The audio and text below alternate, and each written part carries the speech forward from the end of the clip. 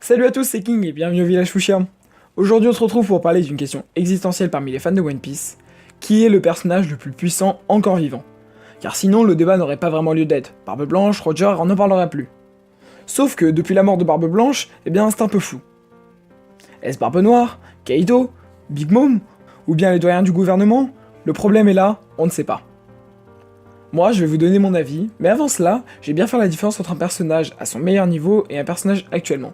Car si on prenait le perso à leur meilleur niveau, on pourrait dire que le plus puissant est Rayleigh, puisqu'on sait qu'elle représente Zoro dans l'équipage de Roger, balafre sur l'œil, qui se bat avec une épée, etc. Dans cette vidéo, on va donc évoquer les personnages actuellement et non à d'autres moments.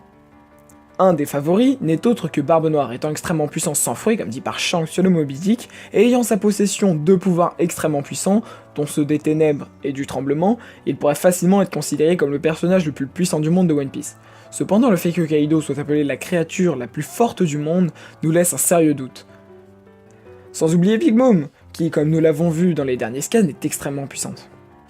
Ensuite, on peut penser à Dragon, dont la puissance reste extrêmement mystérieuse, mais je vais pas m'attarder sur son cas, et vous redirige vers ma vidéo au sujet des révolutionnaires qui parle de lui beaucoup plus en détail. Cependant, au lieu de débattre quant à la puissance d'un personnage, on pourrait se demander qu'est-ce que la puissance réellement. Est-ce une force brute, ou comme évoqué par Mihawk, la faculté de s'entourer?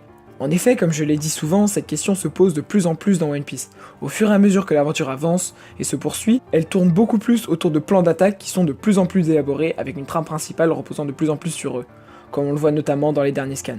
Pour conclure, je dirais que le mystère reste entier, mais que sur le papier le plus puissant est Barbe Noire, mais que cela reste dit en fonction des éléments et d'une certaine vision du concept de puissance.